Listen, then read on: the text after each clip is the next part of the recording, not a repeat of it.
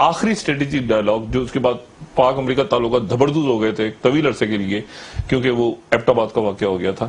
تو یہ آخری ڈائلاگ تھا جو کینی صاحب کا اسٹریٹجک، جس میں کینی صاحب خود موجود تھے، اور یہاں سے اس وقت حفیظ شیخ اور میرے خیال سے کائرہ صاحب بھی تھے اس وقت اس ڈیلیگیشن میں. پیپلز پارٹی کا دور حکومت تھا.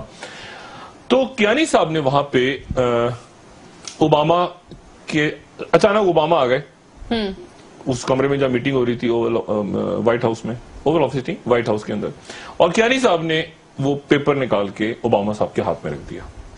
یہ وہ پیپر تھا جس کو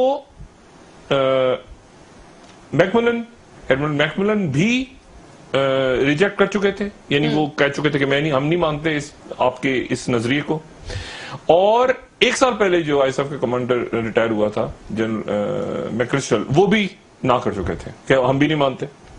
وہ انہوں نے اٹھا کے سیدھا اوباما کے ہاتھ میں رکھ دیا، اور یہ وہ ڈاکٹرین تھا جس سے باقی لوگ متفق نہیں تھے.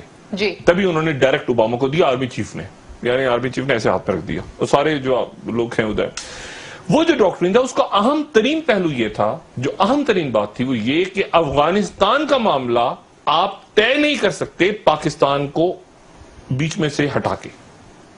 ٹھیک ہے نا؟ وہ اس زمانے میں بڑی کوئن اسٹریٹجی اور یہ اس قسم کی اسٹریٹجیز، نئے نئے فارمولے آ رہے تھے کہ یہ ہوگا ویسے ہوگا، سرج ہوگی مزید، اور مطلب وہ امریکن کسی اور موڈ میں تھے. انہوں نے آگے سے وہاں پہ پیپر میں کہہ دیا کہ جی ایک بات تو یہ کہ افغانستان کا مسئلہ پاکستان کے بغیر حل نہیں ہو سکتا، اور آپ کو امریکہ کو یہاں سے جانا ہوگا.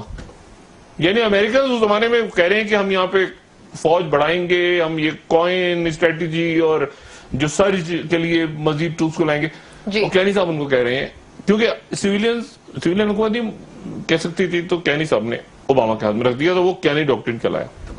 اور انہوں نے کہا کہ انڈیا جو ہے اس کو یہ چودھری وزیر نہیں بنے گا، یعنی اس کے لب لباب یہ تھا کہ انڈیا چودھری وزیر نہیں، پیس اگر آپ کو کرنا پڑے گا افغانستان کے اندر، پیس ڈائلاگ ہوگا، اور ڈائلاگ کے نتیجے میں اور آپ کی فوجوں کو یہاں سے جانا پڑے گا، تب امن ہوگا. اور اس کے لیے پاکستان اور پاکستان کے بغیر آپ افغانستان کا مسئلہ آپ 100 سال تک سر پھوڑتے رہے، اپنا بھی اور انڈیا بھی سر پھوڑتا رہے، پاکستان کو نکال کے آپ یہ معاملہ حل نہیں کر سکتے.